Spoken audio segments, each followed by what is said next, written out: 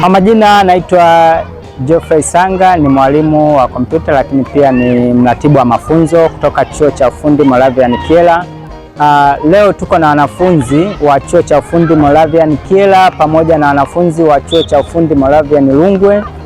Lengo kubwa la wanafunzi hawa kukutana ni kwa ajili ya kujenga ushirikiano, lakini pia kujifunza kutoka kwa kila mtu. Wanafunzi wamefika chuoni, wameweza kushare mambo mbalimbali, wametembelea workshop na maeneo mbalimbali ya chuo, lakini pia wanafunzi wameweza kufika hapa uwanjani kwa ajili ya kufanya mazoezi ya mpira, manake mechi.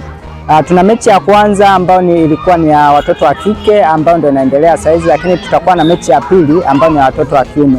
Lengo ni kujenga ushirikiano baina ya vyuo hivi viwili, lakini pia kuimarisha afya zao kupitia michezo.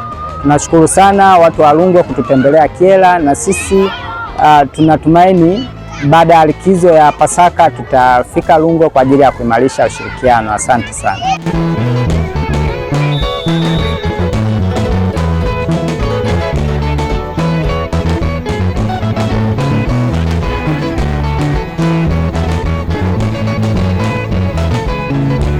Kwa majina naitwa Amosi Lusekelo Mwakilasa, natokea Chuo cha Ufundi Rungwe.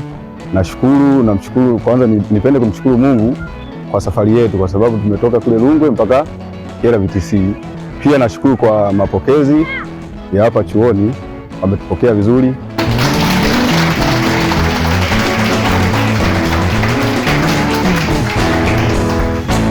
Kwa kuja huku tumekuja kwenye michezo. Pia nishukuru sana hawa wanafunzi, kuna kitu wanachojifunza, wanabadilishana mawazo na wenzao na vitu vingine mbalimbali.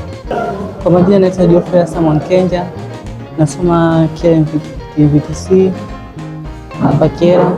Nimetembea leo na wageni kutoka Rungwe. Mimi nasoma fani ya umeme. Nimefurahi kwa kupokea wageni hapa. Tumejifunza vitu vingi, tumebadilishana mawazo mengi, tumeshare pamoja vitu vingi. Asanteni. Kwa majina anaitwa Sifa Boniface, ni mwanafunzi wa Chuo cha Ufundi Kyela Moravian, nasomea fani ya saruni. Siku ya leo tumetembelewa na wenzetu kutoka Chuo cha Ufundi Rungwe Moravian. Tumefurahia ujio wao, tumebadilishana mawazo mbalimbali. Kwa majina anaitwa Geoffrey Karago, natokea Chuo cha Ufundi Rungwe VCT, nasomea fani ya umeme. Nimekuja leo kuwatembelea wenzetu wa Kyela. Tumejifunza jinsi ya kushirikiana na watu, kuishi na watu, pia na kubadilishana kimawazo katika masomo.